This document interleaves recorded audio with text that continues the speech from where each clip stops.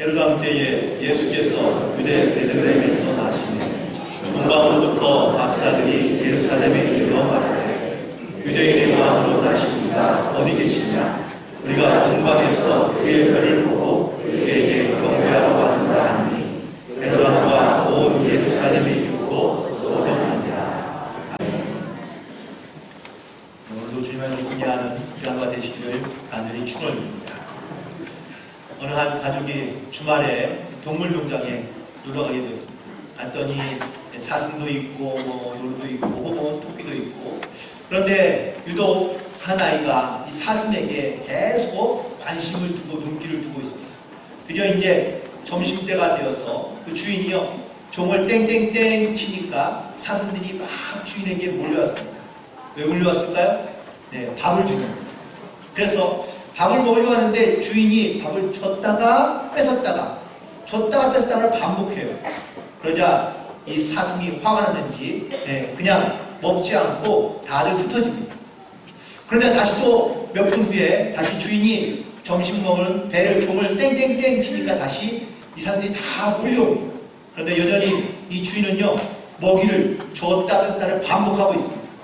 그러자 이 광경을 보고 있던 아이가 주인에게 물었습니다. 아저씨, 빨리 먹이를 주세요. 사슴이 너무 힘들어하잖아요. 라고 이렇게 얘기하자 주인이 씩 웃으면서 하는 말이, 아이야, 이렇게 해야 사슴이 뿔이 빨리 자란단다. 라고 이렇게 얘기해 주었다는 겁니다. 혹시 여러분들 감사하다 그게 불뚝불뚝 올라오는 성질들은 아마 녹용을 드셔서 그럴 것 같아요. 살아가면서 사람들이 많은 것들을 갖고 살아가지만 하지만 정작 사람들에게 질문해 보면요, 나는 가진 것이 없거나 하고 또 나는 할 수 있는 것이 없다고 생각하며 대답하는 사람들이 의외로 많습니다. 혹시 여러분들 가진 게 많으세요? 아니면 없는 게 많으세요? 가진 게 많아요? 할렐루야. 네. 나중에 목사님 뭘 갖고 있는지 한번 물어봐야 되겠는데. 네. 그런데 많은 사람들이 대부분 다 어떻게 대답하냐면요, 없다고 생각하면서 하는 경우가 많다는 겁니다. 근데 뭐가 없는지 연령대별로 한번 조사를 해보았더니 이러한 결과가 나왔다고 합니다. 첫 번째, 10대에는요, 철이 없습니다. 20대에는 답이 없답니다. 30대에는 집이 없고요, 40대에는 돈이 없고, 50대가 되면 일이 없습니다. 60대에 되면 낙이 없고요, 70대가 되면 이가 없습니다. 그리고 80대가 되면 처가 없고요, 90대가 되면 시간이 없고, 100세가 되면 다 필요 없답니다.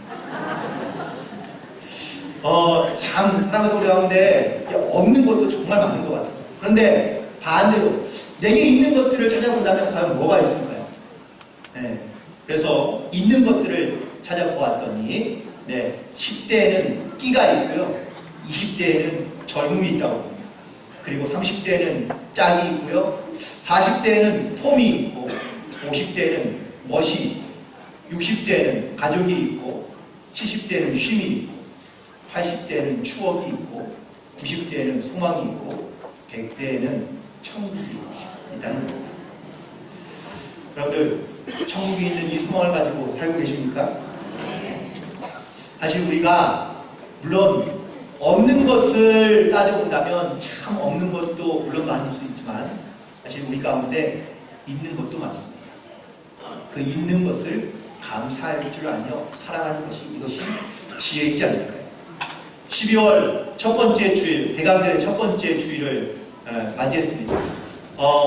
계속해서 이 대강절에 이어서 계속 4주 동안 걸쳐서 그런 가운데 이 소망에 대한 주제를 가지고 함께 이야기를 나누게 될 텐데요. 사실 예수님이 우리 가운데, 이 땅 가운데 다시 오실 이 소망을 가지고 우리는 살아가고 있습니다. 또한 이 소망을 가지고 믿음으로 살아가는 사람들을 그리스도인이라고 이렇게 이야기합니다. 그런데 예수님이 다시 오시는 이 사건이 우리에게는 소망이며 기쁨이며 또한 그것이 우리 가운데 구원의 메시지가 되지만 예수님을 믿지 않거나 이것을 모르는 사람들에게는요, 예수님이 오신다는 이 날은 심판과 멸망의 날이 될 수 있습니다.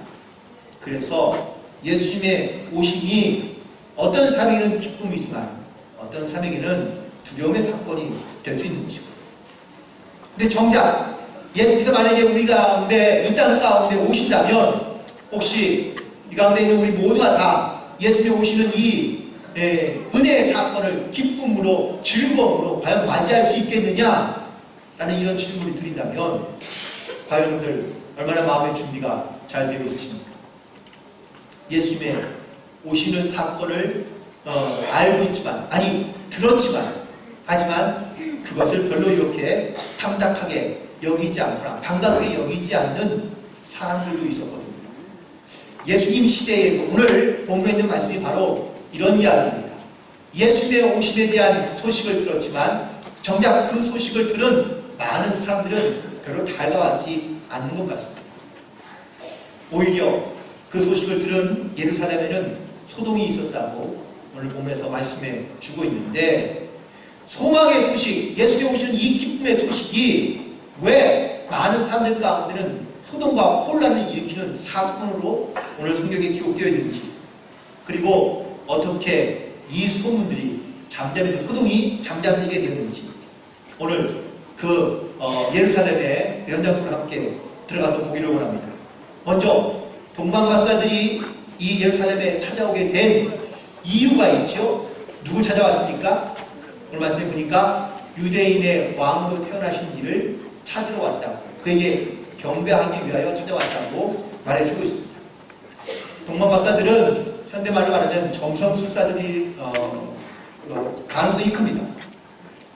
그들은 점성을 보다가 혹은 또 별을 보며 혹은 또 하늘을 보다가 이 땅 가운데 가장 큰 위대한 왕이 태어날 것을 알게 되고요. 그리고 그 왕을 찾아서 멀리 동방에서부터 이 예루살렘까지 찾아오게 된 것이죠. 그리고 그들은 매우 단순하게 생각하면서 만약에 유대인의 왕으로 태어난다면 어디서 태어난다? 당연히 왕궁에서 태어나겠다라고 이렇게 생각하고 헤롯 왕궁을 찾아가게 된 것이죠. 그런데 정작 찾아간 그곳에는요, 자기들이 만나고 싶은 이스라엘의, 아니 유대인의 왕이 태어나지 않은 것이죠. 결국 이 사건으로 인해서 예루살렘은요, 소동이 일어나기 시작합니다.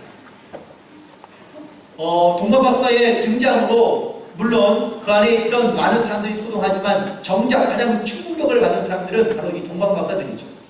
왜냐하면 나름대로 자기들은 다 여기에 계실 거라고 생각하며 찾아왔는데, 그런데 왕궁에 계시지 않으니 그들 가운데 소위 말하면, 지금의 말로 말하면 멘붕이 온 것이죠. 그래서 어떻게 될지 또는 어느 길로 가야 될지를 모르고 갈피를 못 잡고 있을 때에 그들에게 바로 성경에 있는 말씀이 들려주게 되는데, 바로 유대인의 왕으로 태어나신 이는 예루살렘 헤롯의 궁정이 아닌 베들레헴이라는 도시에서 태어나신다는 것을 알게 되고, 그리고 그들의 발길을 돌려 베들레헴으로 출발하고 있는 것을 볼 수 있습니다. 이 첫 번째 이 동방박사들의 등장 가운데 그들이 찾아온 맨 처음에 유대인의 왕은요, 바로 우리가 일반적으로 많은 사람들이 생각할 수 있는 임금의 아들 혹은 왕자, 이렇게 화려한 왕국에서 태어나는 그러한 왕인 것을 기대하고 왔지만 정작 그들이 찾는 메시아는 만나지 못합니다. 그래서 이제 진짜 메시아를 찾아서 떠나가기 시작합니다. 놀랍게도 그런데 이 메시아를 찾으려고 마음먹고 헤롯의 왕국에서 빠져나오니까 그때 그들의 눈에 보인 것이 바로 그들을 지금까지 인도해왔던 그 별을 다시 발견하게 된 것이죠.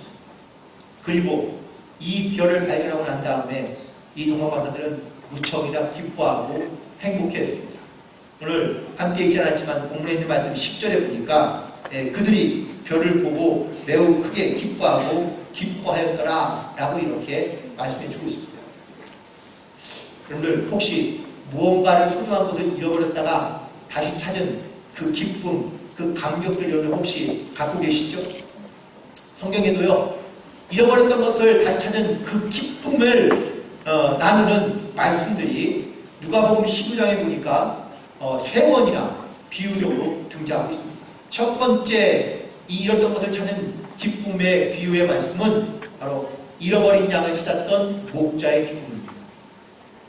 목자가 잃어버린 양을 찾고 집으로 돌아와서요, 얼마나 기뻤는지 동네 사람들을 모아서 잔치를 벌일 만큼 이 잃어버린 양을 찾은 기쁨이 너무 컸다는 것을 말해주고 있습니다. 또 하나, 어떤 한 여인이 등장하는데 이 여인에게 10 드라크마라는 이러한 돈이 있었는데 하나를 잃어버립니다. 사실은 이게 동전의 의미가 아니라 이 여자의 혼수 폐물입니다.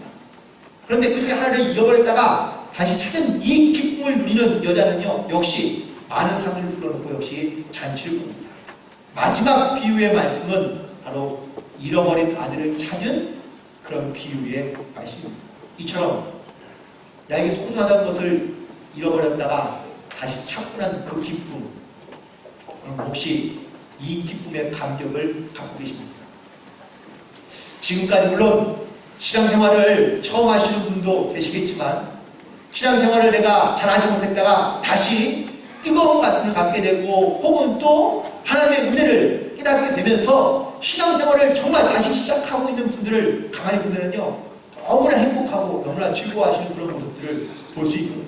혹시 여러분 가운데 지금이라도 내가 신앙생활 하면서 혹시 잃어버렸거나 아니면 아직 그 뜨겁거나 아니면 따뜻한 감동을 잃어버린 분들이 계신다면 잃어버린 것을 다시 찾는 그 기쁨이 이번 대강절 가운데 있게 되기를 주님으로 간절히 축원합니다. 그런데 이 동방 박사들이 다시 별을 찾게 되고 이 별을 따라가게 되면서 드디어 그들이 찾던 메시아를 만나게 되었습니다.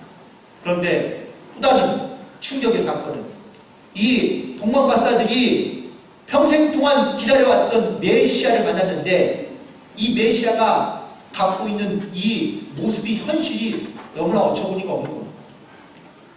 그들이 원했던 메시아의 모습은 어떤 모습이었습니까? 왕궁을 찾아간 이유는요, 화려한 왕궁에서 그리고 많은 사람들이 축복해주고 축하해주고 수많은 선물들이 쌓여있는 아마 그러한 장소를 기대했을 것인데 정작 이 땅 가운데 왕으로 오신 구세주로 오신 메시아를 만나는 그 장소는 어디였습니까? 마구간이었습니다. 더럽고 초라하고 냄새나는 그 마구간. 심지어 예수님은 어디에 누워 계십니까? 말이 먹는 그 여물통인 말 구유에 예수님이 누워있는 모습을 보면서 인간적으로는 내가 지금 이러한 분을 내가 경배하기 위해서 그렇게 수천 발이 떨어진 곳에서 여기까지 와서 내가 이렇게 해야 되나? 라는 인간적인 마음이 분명히 들 수 있지 않겠습니까?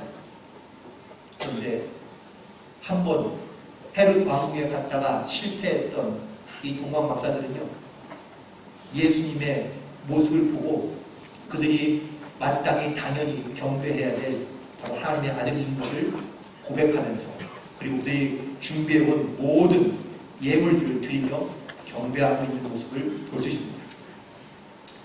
그런데 이 동방 박사들이 이제 돌아갈 시간이 되었습니다. 집으로 돌아갈 시간이 되었는데 그러면은 돌아갈 때에 헤롯 왕궁에서 이 헤롯 왕이 이 동방 박사들을 붙잡고 했던 이야기가 있습니다. 8절에 있는 말씀 보니까 가서 아기에 대하여 자세히 알아보고 찾거든 내게 구하여 나도 가서 그에게 경배하게 해달라고 당혹한 부탁이 있었거든요. 그래서 동방 박사들은 이제 예수님께 경배하고 어디로 가야 돼요? 헤롯 왕궁에 거쳐서 자기 고향으로 돌아가야 됩니다. 그런데 천사가 꿈에 나타나서 지시합니다. 헤롯 왕에게로 가지 말고 다른 길로 돌아서 가라는 겁니다. 만약에 그들이 만약 인간적으로 생각한다면 헤롯 왕을 만나서 의리를 지키거나 아니면 약속을 지켜야 되죠. 그런데 동방 박사들은 하나님의 명령대로 순종하며 그리고 다른 길로 돌아갑니다. 그런데 이 사건이 바로 베들레헴에 일어날 사건을 다시 암시하고 있다는 사실입니다. 헤롯 왕이 동방 박사들을 처음 만나게 되었을 때 과연 이 헤롯 왕의 기분은 어땠을까요? 처음에는 몰랐겠죠. 그런데 그 다음에는 당황하기 시작하고요. 다음에는 황당합니다. 유대인의 임금으로 오신 왕을 경배하러 왔다는 그 소식에 헤롯 왕은요 멘붕이 되는 거죠. 그래서 박사들을 불러놓고 조용하게 불러놓고 묻습니다. 언제 별을 발견했는지, 다시 뭔가 그 메시아가 언제 태어났는지, 그리고 어떻게 여기까지 오게 됐는지 아주 자세하게 묻고, 그리고 그때를 묻습니다. 그리고 동방 박사들에게 부탁했습니다. 가서 메시아를 만나거든 나에게도 알려달라. 나도 가서 경배하고 싶다.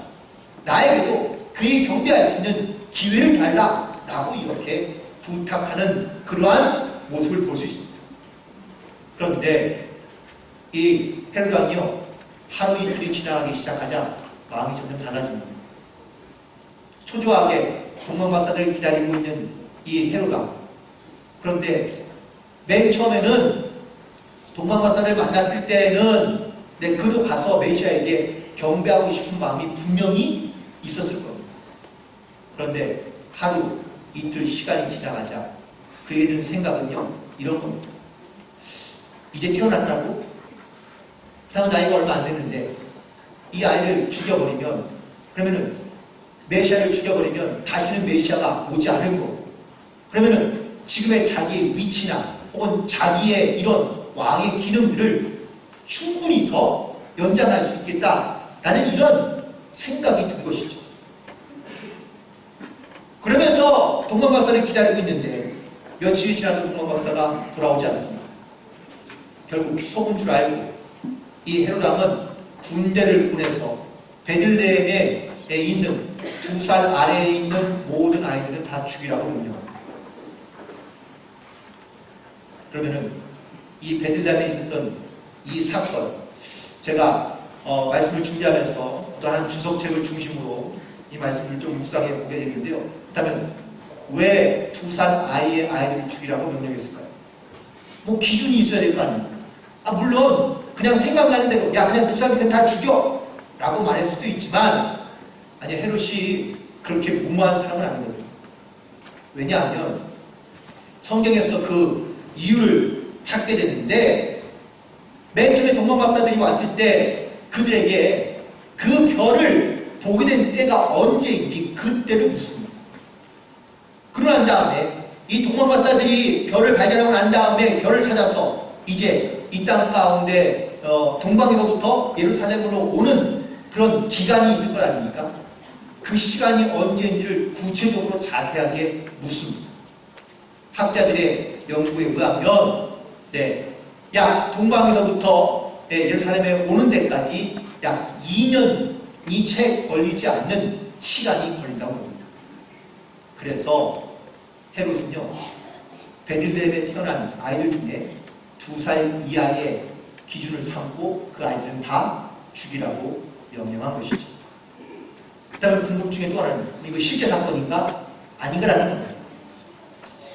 로마의 역사학자인 마크로비우스라는 책 가운데 축제라는 이러한 자그마한 역사서가 있습니다. 근데 거기에 이 사건이 기록되어져 있는데, 헤롯의 명령으로 시리아 지역의 2살 이하의 아이들을 살해당할 때 그 속에는 놀랍게도 헤롯의 아들도 포함되어 있었다라고 이렇게 얘기합니다. 자기 아들도 죽이면서까지 자기의 권력을 지키고자 했던 헤롯의 모습이 그대로 드러나 있습니다. 그러면서 그의 이야기 마지막 가운데 그의 아들이 되기보다 차라리 돼지가 되는 편이 훨씬 낫다 라고 이렇게 결론 짓고 있는 그러한 모습을 볼 수 있습니다. 결국 헤롯은요 메시아를 만나게 된 것이, 이것이 어쩌면 자기 일생 때의 가장 후회스러운 사건이지 않을까. 성경에는 또 다른 인물들이 또 등장합니다. 대제사장들과 바로 서기관들인데, 이 사람들은 어떤 사람들입니까? 메시아의 오심을 기다리며 준비해야 될 사람입니다. 늘 하나님의 말씀을 묵상하고 있으며, 그리고 하나님의 명령대로 살아가는 그 사람들. 그렇다면 이들은 동방박사들이 와서 메시아의 탄생 소식을 전해 주었을 때에 가장 기뻐하며 가장 즐거워하고 그리고 누구보다도 먼저 그 베들레헴에 가서 메시아를 만나야 될 사람들입니다. 그런데 어떻게 하고 있습니까? 들었지만 움직이지 않습니다. 따라가지 않습니다. 이유는 믿지 못하기 때문에 그렇습니다. 동방 박사들이 예루살렘을 떠나고 난 다음에 예루살렘은 소동이 있었습니다. 도대체 어떤 소동일까요?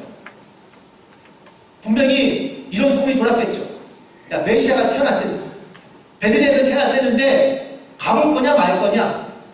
그런데 그 말이 진짜인지 아닌지 믿을 수 있느냐 없느냐라는 것부터 시작해서 아주 수많은 소문들이 돌고 들어오는 거죠. 하지만 정작 그 말을 듣고 믿음으로 그 동방박사들을 따라가는 제사장이나 서기관들은 아무도 없었다는 겁니다. 어떻게 보면 이것이 바로 우리의 영적인 모습일 수 있습니다. 동방박사들의 등장은 성경적으로든 아니면 역사적으로든 매우 중요한 사건입니다. 근데 이 사건을 어떻게 듣고 있으며 혹은 어떻게 믿고 있느냐에 따라서 반응이 달라지지 않습니다.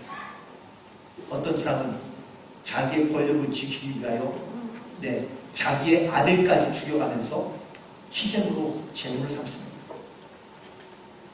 어떤 사람들은 말씀도 연구하며 또한 하나님에 대해서 알고 있지만 메시아를 기다리는 수많은 사람들이 있었지만 정작 메시아가 오셨을 때는 아무도 그 말을 믿으려 하지 않고 또한 그 말을 따라서 움직이려 하지 않았다라는 사실입니다.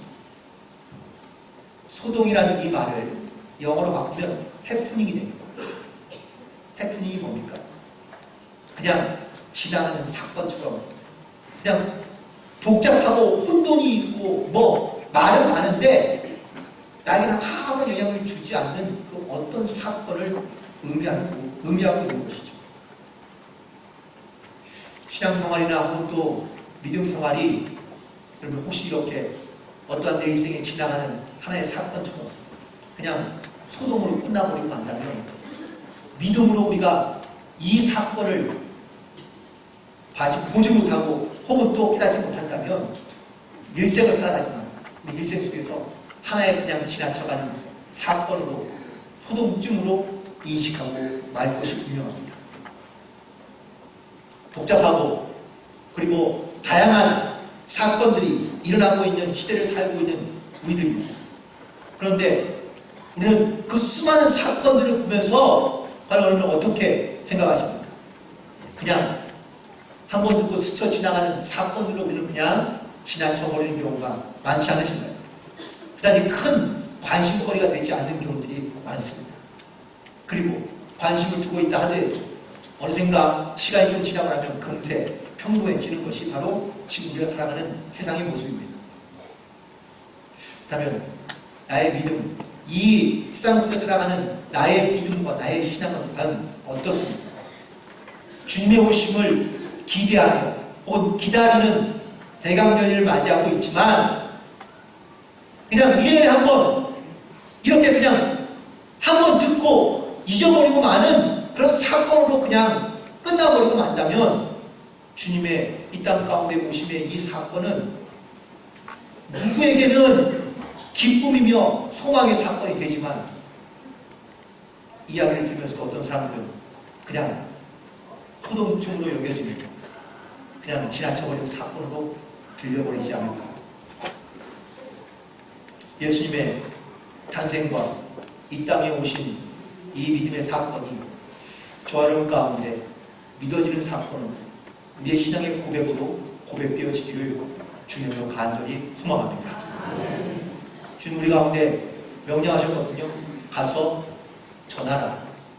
복음을 증거하라. 라는 이 말은 예수님의 오신 이 사건을 메시아임을 믿음으로 고백하고 있느냐? 라는 이 말. 어떤 영적인 질문도 하기 때문에 그렇습니다. 오늘 예루살렘에 있었던 이 소동의 소망의 소식이 그냥 소동으로만 끝나지 않냐. 우리의 믿음의 사건이 되어서 하나님께 영광을 돌리며 또한 주님과 동행하는 삶을 살아갈 수 있는 그런 믿음의 결단으로 살아가는 저와 여러분이 되기를 주님으로 간절히 축원합니다. 기도하시겠습니다. 하나님 감사합니다.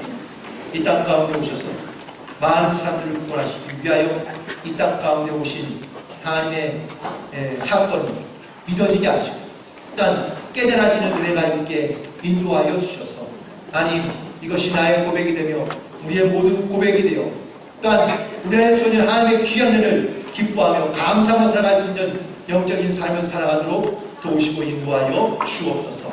우리 가운데 늘 함께하여 주시고 역사하여 주시는 예수님의 이름으로 기도드리옵나이다.